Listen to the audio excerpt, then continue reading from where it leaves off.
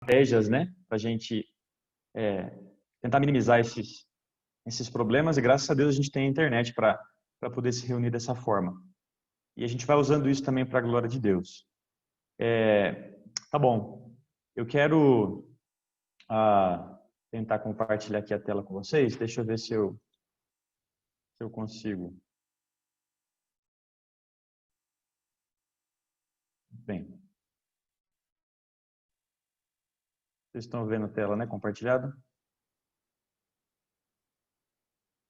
Tá bom. Sim. Tá bom, então, o tema dessa nossa meditação hoje à noite é insensibilidade espiritual, e nós vamos fazer essa meditação baseada no texto que nós já lemos. Eu quero ler mais uma vez com vocês esse texto de Lucas, capítulo 6, de 6 a 11. Todos nós já participamos da leitura, mas para que a palavra de Deus fique mais fixa na nossa mente, vamos fazer a leitura mais uma vez. Eu vou fazer a leitura, eu peço que os irmãos acompanhem em suas Bíblias. A minha versão é a NVI, a Nova Versão Internacional, e peço que os irmãos com atenção acompanhem a leitura da palavra do Senhor. A palavra de Deus diz assim: no outro sábado, ele, o Senhor Jesus, entrou na sinagoga e começou a ensinar. Estava ali um homem cuja mão direita era atrofiada. Os fariseus e os mestres da lei estavam procurando um motivo para acusar Jesus. Por isso o observavam atentamente, para ver se ele iria curá-lo no sábado. Mas Jesus sabia o que eles estavam pensando e disse ao homem da mão atrofiada: levante-se e venha para o meio. Ele se levantou e foi. Jesus lhes disse: eu lhes pergunto, o que é permitido fazer no sábado? O bem ou o mal? Salvar a vida ou destruí-la? Então olhou para todos os que estavam à sua volta e disse ao homem: estenda a mão. Ele a estendeu e ela foi restaurada.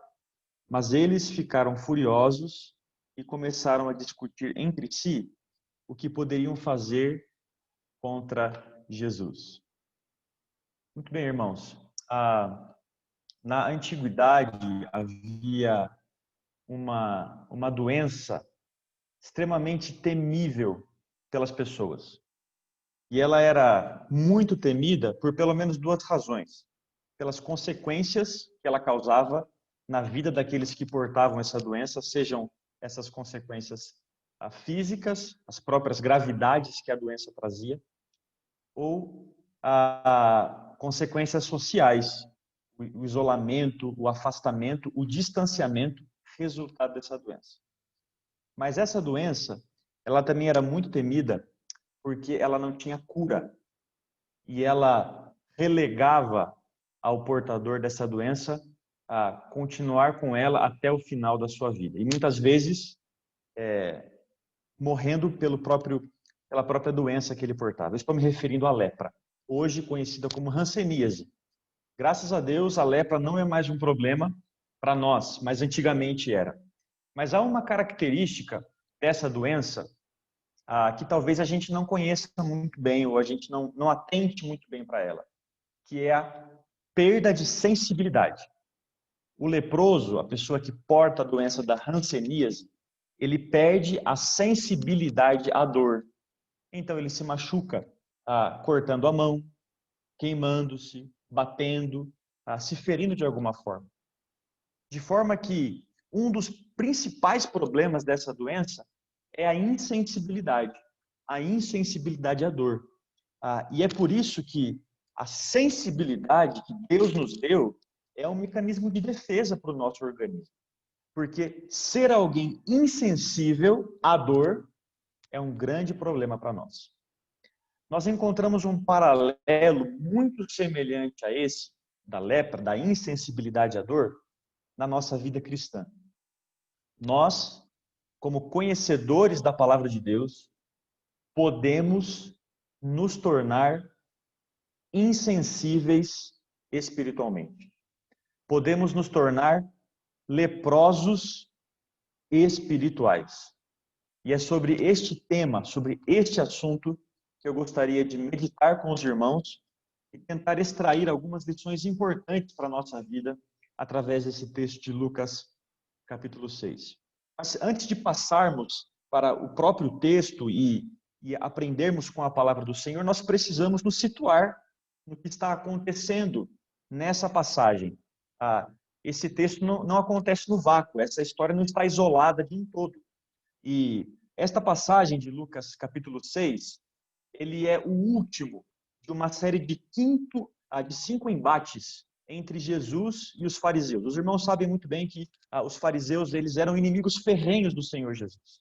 E os evangelistas, todos os 3 sinóticos, Mateus, Marcos e Lucas, eles agrupam 5 histórias, 5 narrativas de embates do Senhor Jesus com os fariseus. E o objetivo disso é justamente mostrar as características desafiadoras desses homens e revelar a condição espiritual deles diante daquele que está trazendo a mensagem do Evangelho, que é o Senhor Jesus.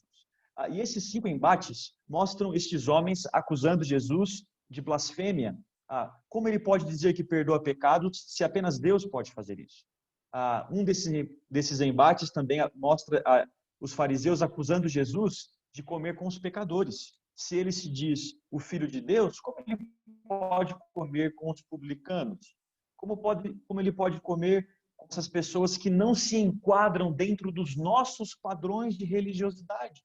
O Filho de Deus não pode fazer isso. Estes homens também acusam Jesus de ser um festeiro. Como é muito comum dizer em São Paulo, é um baladeiro. Jesus está sempre em farra, está sempre em banquetes, está sempre em festas. Como este homem pode ser o Filho de Deus? Eles também acusam Jesus, ou acusam os discípulos de Jesus, de não guardarem o sábado. Os discípulos passavam por uma plantação, numa das espigas, e começam a comer. E lá estão os fariseus prontos para acusarem estes homens. Mas agora, aqui em Lucas, capítulo 6, eles estão procurando mais um motivo para tentar pegar o Senhor Jesus. Não conseguiram fazer isso anteriormente, mas estes homens não estão desistindo. E estes 5 eventos, essas 5 histórias, elas mostram uma progressão do ataque dos fariseus para com Jesus.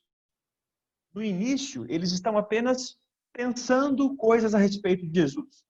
Mas este pensamento vai se externando e começando a se tornar em atitudes práticas. Eles questionam pessoalmente os discípulos, depois eles questionam o próprio Jesus, até então chegar aqui nesse nosso texto de hoje, que nós vamos meditar, e eles agora vão, de forma concreta, conspirar contra a vida do Senhor Jesus. Mas eu não sei se você está muito familiarizado, ou se pelo menos você não se lembra, é importante a gente relembrar um pouco sobre quem são estes homens, os fariseus e também os mestres da lei. Os fariseus, eles eram um grupo, uma seita religiosa dentro do judaísmo. E estes homens tinham a responsabilidade de interpretar a Torá, a lei de Deus, e aplicar esta lei à vida do povo. Mas eles iam além. Eles não apenas se contentavam de extrair as verdades da palavra de Deus de forma clara e objetiva e apresentar para as pessoas. Não, eles não apenas faziam isso. Eles queriam, e talvez com uma motivação correta, mostrar de forma prática como a lei de Deus pode ser vivida no dia a dia das pessoas. E nessa tentativa de ajudar as pessoas a entenderem a lei de forma prática, eles acrescentavam algumas coisas à lei, o que o Senhor Jesus chama da tradição dos fariseus. É a tradição oral deles, é a halaká. São os princípios que eles foram agregando à palavra de Deus, inchando essa palavra, deixando ela praticamente impossível de ser obedecida. Mas esses homens não são apenas intérpretes da lei, eles são instrutores. Eles têm a incumbência, a capacidade ou a responsabilidade de mostrar para as pessoas a forma de se viver uma vida que agrada a Deus. O problema é que estes fariseus começam a definir, tendo eles mesmos como referência, o padrão estereotipado do que é certo e do que é errado. É por isso que o Senhor Jesus disse que eles colocavam pesos imensos sobre as pessoas.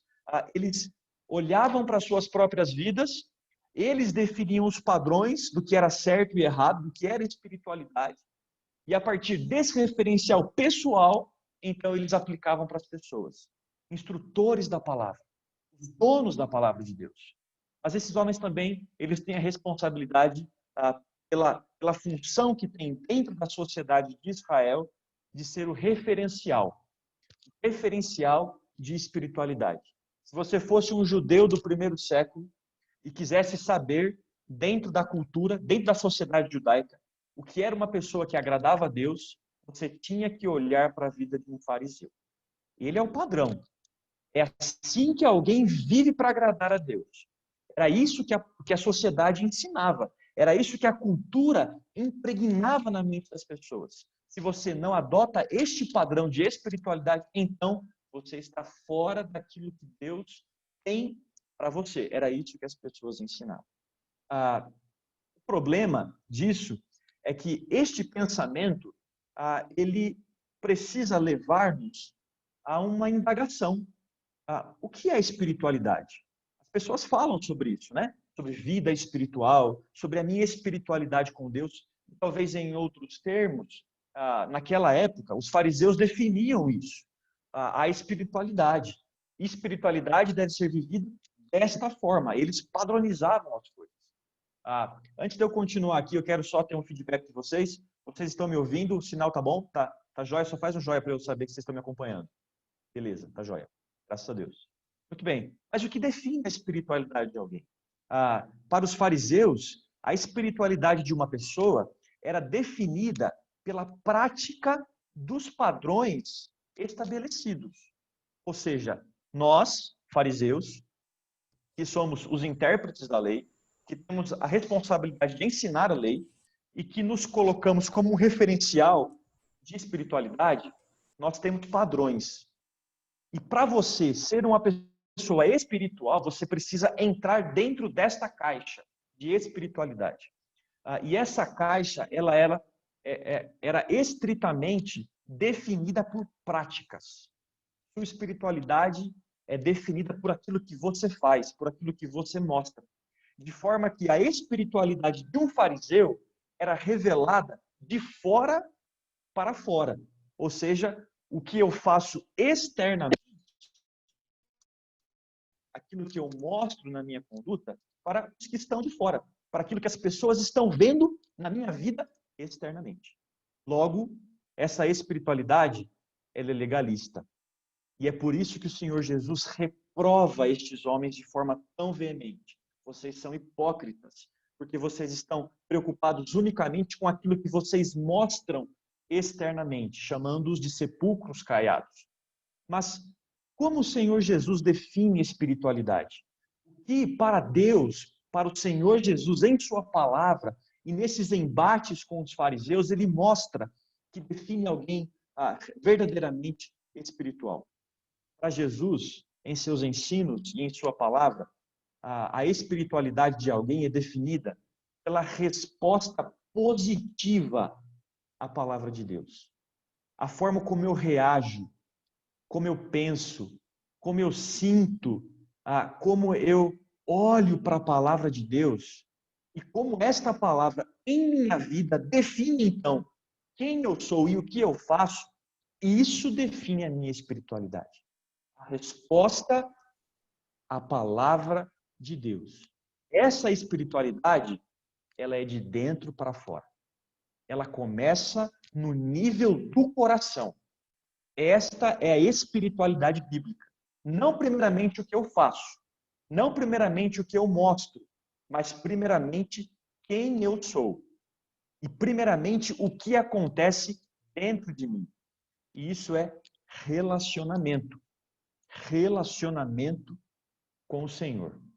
Estas verdades a respeito da espiritualidade nos levam a um importante pensamento, a um importante princípio que eu gostaria de ler com vocês. É possível estarmos envolvidos com as coisas de Deus participando nos ministérios da igreja, enquadrados nos padrões de espiritualidade. E é possível sermos referências de espiritualidade para outras pessoas, mas ainda assim sermos insensíveis ao Senhor e à sua palavra. Veja que estas práticas destacadas, envolvimento com as coisas de Deus, participação no ministério, enquadrar-se nos padrões espirituais e ser referência, isso era o que definia um fariseu. Era assim. Ele era assim. E muitos de nós hoje somos dessa forma. E, em essência, isso não está errado. Não é errado você estar envolvido com as coisas de Deus, participar dos ministérios da igreja, você ser um referencial de espiritualidade. Isso não está errado. O problema está quando essas coisas são resultado apenas do que acontece fora de mim. O problema é quando nós não temos sensibilidade a Deus e a sua palavra. E era isso que esses homens experimentavam. Eles eram profundos conhecedores de Deus, ou melhor, eram profundos conhecedores das coisas de Deus. Eram profundos conhecedores da lei de Deus. Eles meditavam, eles decoravam, eles recitavam de cor, eles instruíam, mas eram insensíveis a Deus e a sua palavra. Muito bem, irmãos. Diante disso, olhando para esse texto de Lucas, capítulo 6, eu gostaria de brevemente olhar para a vida destes homens nesse texto e identificar alguns resultados negativos da insensibilidade espiritual. E o meu desejo, a minha oração diante do Senhor é que, se você identificar algumas dessas características na sua vida, mesmo que você esteja envolvido com os trabalhos da igreja, mesmo que você esteja envolvido e engajado com as muitas tarefas do reino, você pode estar sendo insensível à palavra de Deus. E o meu desejo é que, diante do Senhor, você se quebrante em arrependimento, em contrição e fé, e possa, de todo o seu coração, desejar uma sensibilidade profunda à palavra. Mas a primeira característica, o primeiro resultado que nós identificamos nesse texto, resultado este da insensibilidade espiritual, é que a insensibilidade nos faz olhar apenas para aquilo que queremos ver. A insensibilidade espiritual, insensibilidade essa, à palavra de Deus, ao próprio Deus, essa insensibilidade nos faz olhar apenas para aquilo que nós queremos ver. Veja o que diz os versos 6 a 8 novamente. No outro sábado, ele entrou na sinagoga e começou a ensinar. Estava ali um homem cuja mão direita era atrofiada. Os fariseus e os mestres da lei estavam procurando motivo para acusar Jesus. Por isso, o observavam atentamente, para ver se ele iria curá-lo no sábado. Mas Jesus sabia o que eles estavam pensando. E disse ao homem da mão atrofiada: levante-se e venha para o meio. Ele se levantou e foi. Veja que o texto faz questão de mencionar o tempo, o lugar e as pessoas que estão participando dessa narrativa. O tempo é o sábado, e isso é fundamental para a nossa compreensão, porque o sábado era um assunto matricial, era um pilar da cultura e da religião judaica. Ele foi extrapolado em suas leis, perdendo o princípio dele por conta dos fariseus, mas ele era fundamental para entender aquilo que acontecia na sociedade na época. E é neste sábado que Jesus entra na sinagoga. E para quem não sabe, a sinagoga era o lugar de adoração dos judeus.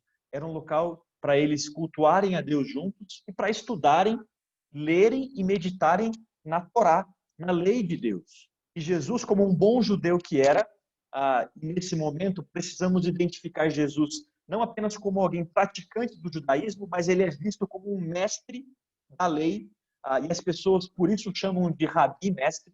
Então, com essa autoridade, ele entra na sinagoga e está ensinando as pessoas. E nesse dia e nesse local, há um personagem importante para essa narrativa, que é um homem com a mão atrofiada. A palavra no grego indica alguém que não pode esticar o seu braço, como uma raiz de uma árvore que não cresce. Então parece que ele tinha sua mão encolhida, ele não podia usar essa mão.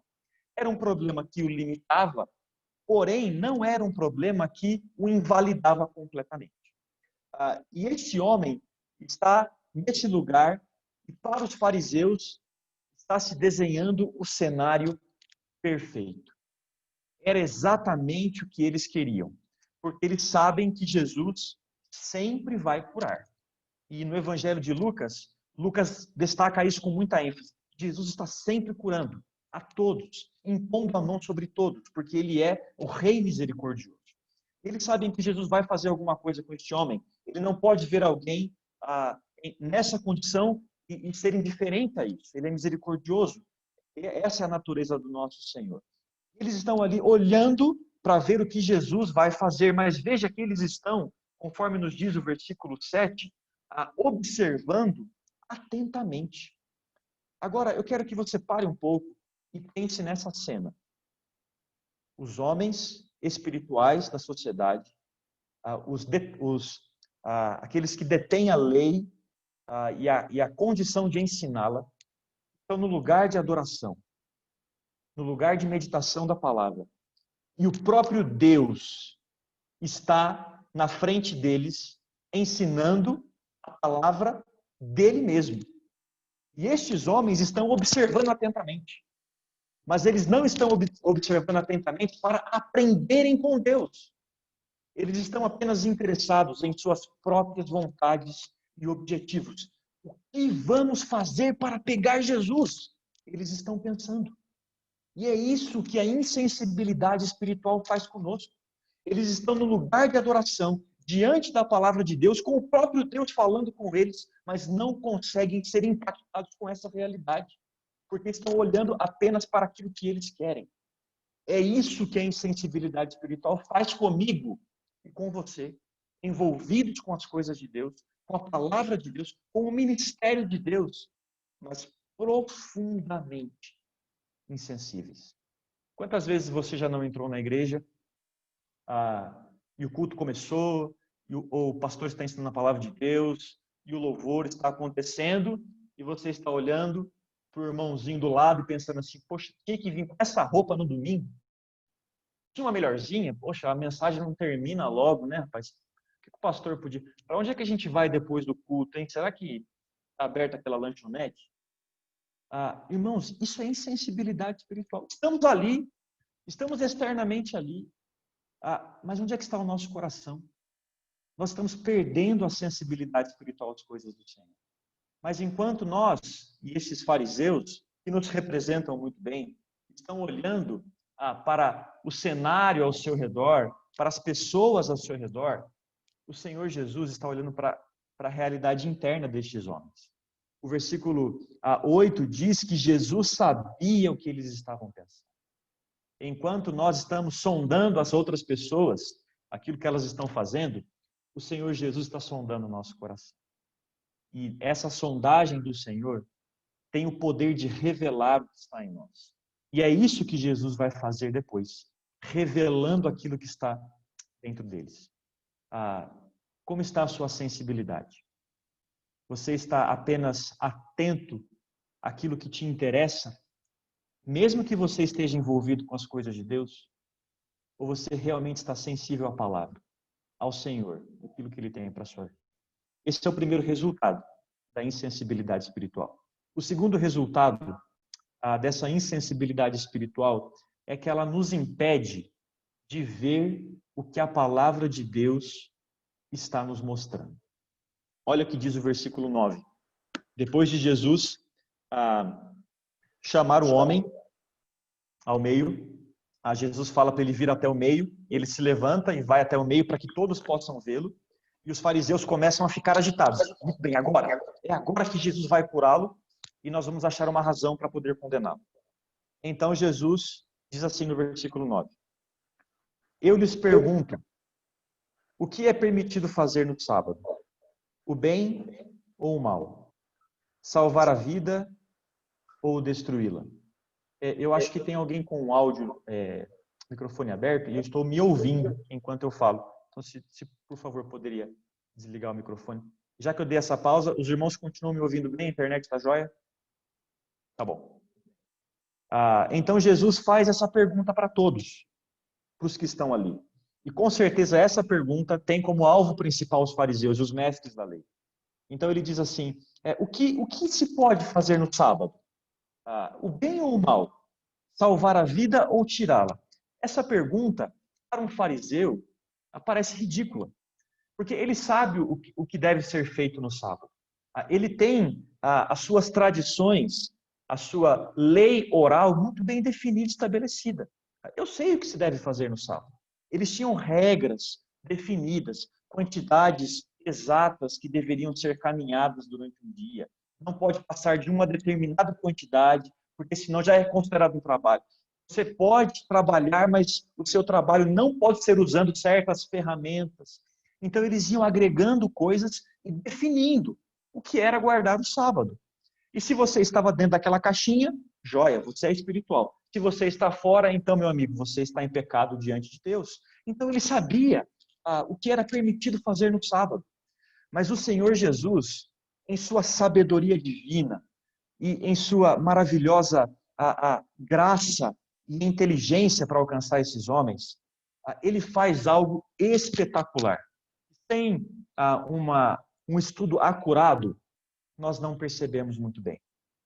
O que Jesus está dizendo, ou as palavras que Jesus está usando, bem, mal, vida e morte, eram expressões-chave na mente do fariseu. E ele sabia exatamente ao que Jesus estava se referindo. Jesus estava se referindo ao livro de Deuteronômio. Nós não podemos gastar muito tempo com isso, porque o nosso tempo é curto, mas apenas para os irmãos entenderem aquilo que nós estamos dizendo. O livro de Deuteronômio, ele é o livro da repetição da lei. O povo de Israel está às portas da terra de Canaã. Aquela geração que havia saído da terra do Egito, em sua grande maioria já havia morrido, e muitos não ouviram as leis transmitidas no Sinai por Moisés. Então Moisés, já velho, já no final da sua vida, chama todo o povo, começa a pregar, relembrando as leis ao povo de Israel. E no final do livro de Deuteronômio, depois de Moisés mostrar todos os princípios, todas as diretrizes de Deus para a nação de Israel entrar na terra prometida, Moisés faz um desafio para o povo, no capítulo 30 de Deuteronômio. Ele diz assim, vocês têm diante de vocês agora a vida e a morte, a bênção e a maldição. Escolham a vida para que vocês vivam. Eu tenho esse texto projetado aqui, eu gostaria de ler com os irmãos, Deuteronômio capítulo 30, versículo 19 e 20, diz assim, Moisés, invocando os céus e a terra, chamando testemunhas. Lembram-se? Apenas 2 testemunhas tinham que ser chamadas, né? Para que um julgamento fosse válido. Então Moisés chama céu e terra para ser testemunhas diante da nação de Israel e diz assim, hoje invoco os céus e terra como testemunhas contra vocês, que eu coloquei diante de vocês a vida e a morte. Veja as expressões que Jesus está usando. Escolham a vida para que vocês e os seus descendentes vivam. E para que vocês amem ao Senhor e ouçam a sua voz e se apeguem firmemente a Ele, pois o Senhor é a sua vida e Ele lhes dará muitos anos na terra, que jurou dar aos seus antepassados, Abraão, Isaque e Jacó.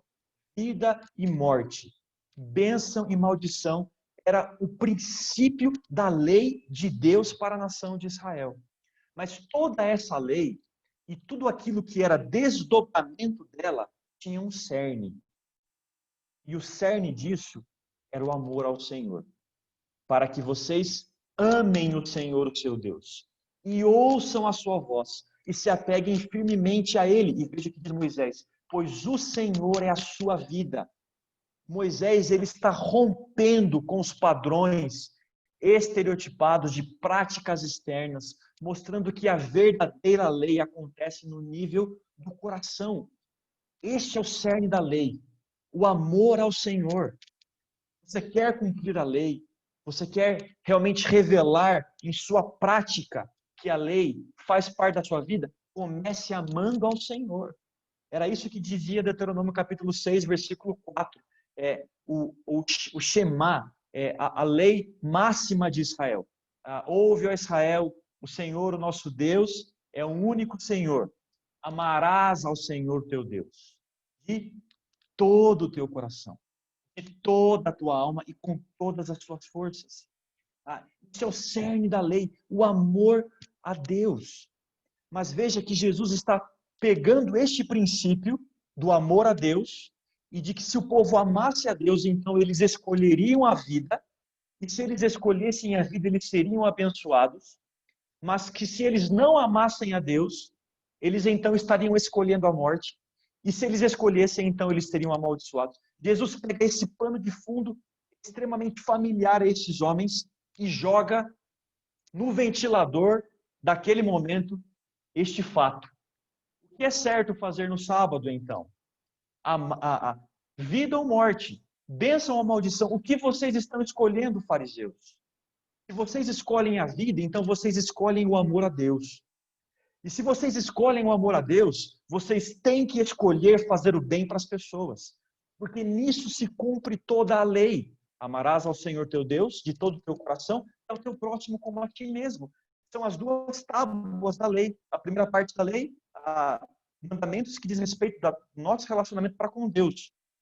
São leis verticais. A segunda tábua da lei fala dos nossos relacionamentos interpessoais. Amarás ao teu próximo como a ti mesmo. Não matarás, não adulterarás, não furtarás, não dirás falso.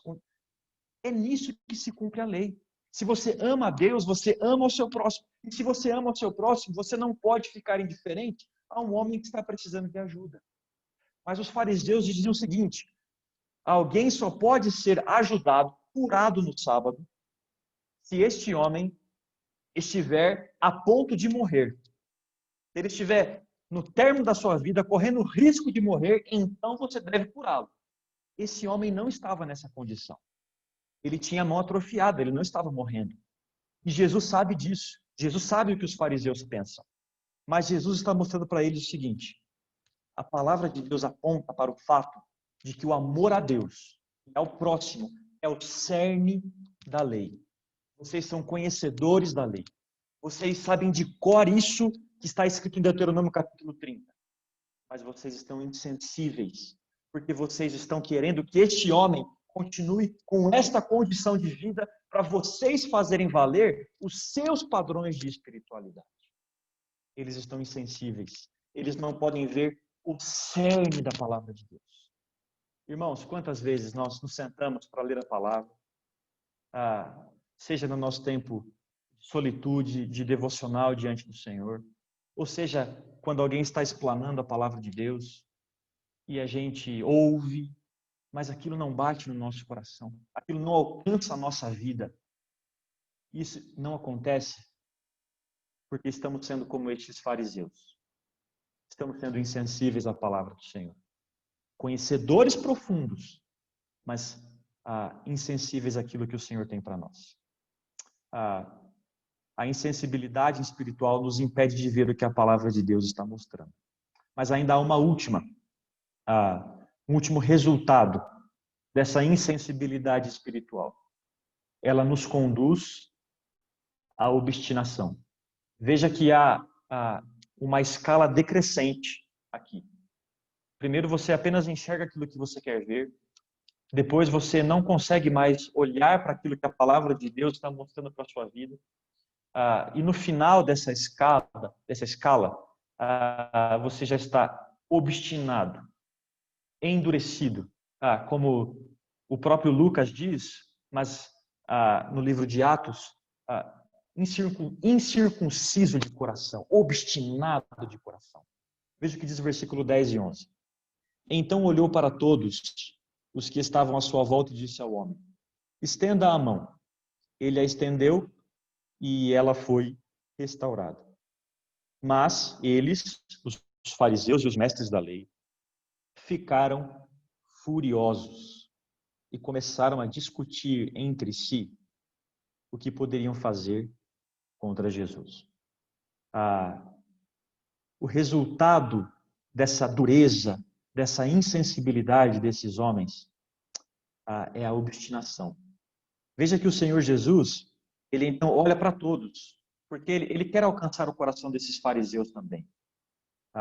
E Jesus então diz para todos os que estão ali, dizendo para o homem, né? Estenda a mão, e o homem é curado.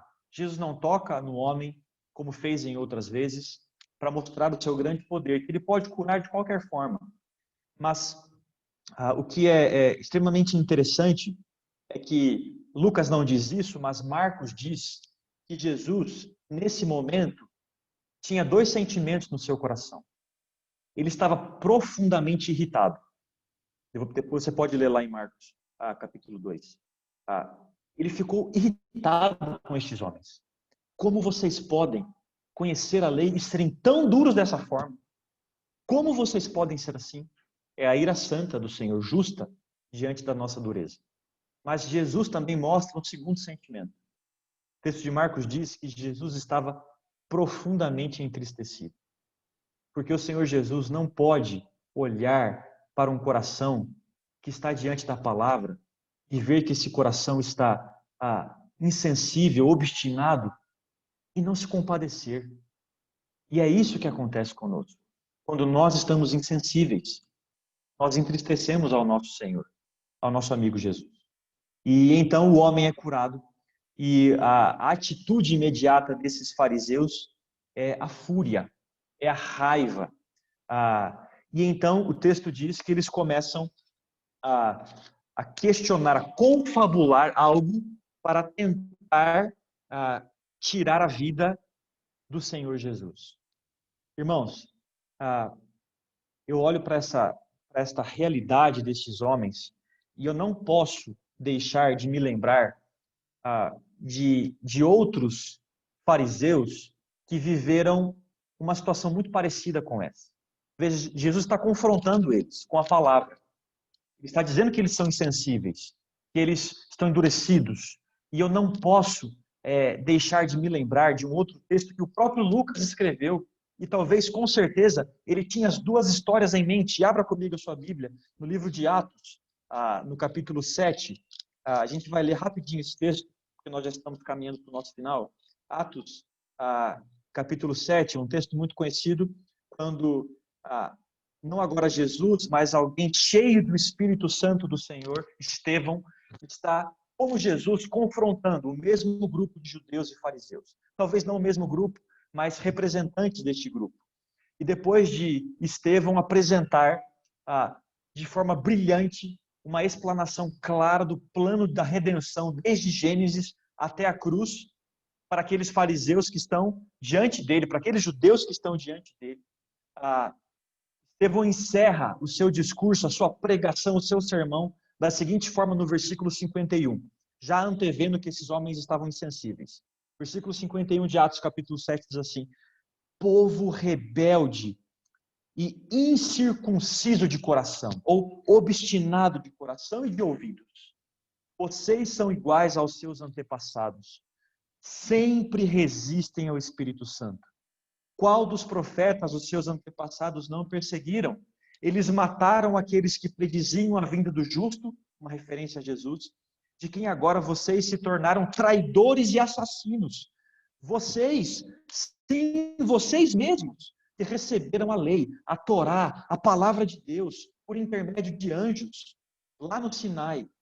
Mas vocês não obedecem. Receberam a palavra, conhecem a palavra, se gloriam e se orgulham de ter essa palavra, mas vocês não obedecem. São insensíveis, obstinados, incircuncisos de coração. Depois de Estevão dizer isso, semelhantemente ao que Jesus disse, mas em outras palavras, veja que a atitude desses judeus é parecida com aquela que acontece em Lucas capítulo 6, versículo 54 de Atos. Ouvindo isso, ficaram o quê? Furiosos, da mesma forma como os fariseus de Lucas, e rangeram os dentes contra ele. Mas Estevão, cheio do Espírito Santo, levantou os olhos para o céu e viu a glória de Jesus. Versículo 57. Mas eles taparam os ouvidos, porque Estevão dizia que estava vendo Jesus à destra do Pai de pé. Eles taparam os ouvidos e, dando fortes gritos, lançaram-se todos juntos contra ele. E depois eles vão arrastar Estevão e vão apedrejá-lo. Porque esses homens estão furiosos. E sabe por que eles estão furiosos? Porque eles estão duros de coração à palavra de Deus. E é isso que acontece conosco, irmãos. Nós endurecemos o coração à palavra. E quando essa palavra nos confronta, é esse sentimento que a gente revela em nosso coração. Raiva, fúria. A gente fica irritado, a gente fica bravo quando a gente é confrontado com a palavra. Quando algum irmão vem de forma humilde e pela palavra de Deus nos advertir a respeito de alguma falha que nós temos caído, e a nossa tendência natural, quando nós estamos insensíveis, é você se fechar. Quem é você para falar isso para mim? Você pensa que é quem para me advertir, para me exortar a respeito dessas verdades? Ou mesmo quando a palavra de Deus é explanado num sermão, numa mensagem, a gente ouve essa mensagem e a palavra começa a nos confrontar e a gente lá dentro começa a se questionar, ou melhor, a se justificar. Não, realmente isso está acontecendo, mas é por causa disso e disso, mas é porque na verdade esse pecado é resultado daquilo que a outra pessoa fez para mim. É isso que acontece. É obstinação, é dureza de coração. Você quer ter uma boa régua, um bom medidor de dureza, de insensibilidade? Perceba como está a sua reação quando você é confrontado com a palavra de Deus, em qualquer área. Se a sua reação natural for raiva, for ira, for indignação, talvez há um bom indício de que você está ficando cada vez mais longe do Senhor. O que é espantoso nesse texto é que estes homens estão questionando Jesus por ter curado alguém no sábado, por ter ajudado alguém no sábado. Mas estes homens estão no sábado tramando a morte do autor da vida. Veja, eles estão condenando a Jesus por ajudar alguém no sábado, mas eles mesmos estão em seus corações tramando algo no sábado para fazer contra o Senhor Jesus. Veja como o pecado, como a dureza de coração pode nos levar para um estado de hipocrisia profunda e de um distanciamento de Deus extremamente triste e deprimente. Esta era a realidade desses homens. Eu gostaria de perguntar, para encerrar, qual é a sua realidade? Como está a sua insensibilidade? Ou a sua sensibilidade espiritual? Como está o seu coração diante da palavra de Deus? Eu não estou me referindo se você está indo na igreja. Na verdade, ninguém está indo, né? Mas eu não estou me referindo se você está envolvido com as coisas do reino.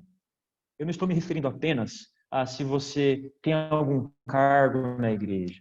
Eu não estou me referindo a se você prega, se você toca no louvor, se você cuida de criança, se você cuida da cantina. Eu não estou me referindo àquilo que você está fazendo para Deus. Eu estou me referindo àquilo que Deus está fazendo na sua vida. Como está o seu coração? Como está a sua sensibilidade espiritual? Você pode estar envolvido com as coisas de Deus, mas estar profundamente longe dele. Irmãos, a minha oração é que o Senhor nos livre, a mim também, que estou no ministério, que o Senhor nos livre disso. Somente a graça do Senhor pode fazer isso. Eu gostaria de orar mais uma vez com vocês, pedindo que o Senhor tenha graça e misericórdia de cada um de nós e que a palavra dele alcance o nosso coração, nos trazendo de volta, nos levando para uma vida de profunda sensibilidade à palavra e de um coração realmente que quer ouvir e compreender a vontade do Senhor. Vamos orar. Pai, nós agradecemos ao Senhor pela maravilhosa palavra que o Senhor deixou para nós. Senhor, o próprio verbo, a própria palavra estava diante daqueles homens. Eles tinham a palavra do Senhor encarnada na frente deles, mas eles não estavam entendendo, eles não estavam vendo. Deus, como nós somos iguais a esses homens. Nós nos envolvemos com as coisas do Senhor, Nós queremos mostrar para as pessoas que fazemos coisas para o Senhor. Mas quantas vezes o nosso coração está tão longe do Senhor, Pai? Quantas vezes o nosso amor pelo Senhor está tão longe, Pai, do topo.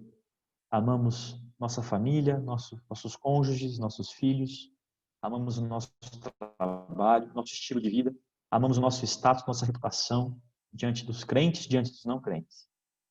Mas o Senhor está tão longe, Pai, do nosso coração. Senhor, pedimos que a Tua graça, Senhor, alcance os nossos corações nessa noite. E pedimos que a Tua palavra transforme a nossa vida e mude, Deus, a nossa percepção sobre o que é ser alguém espiritual. Livra-nos, Senhor, das práticas externas, vazias e hipócritas.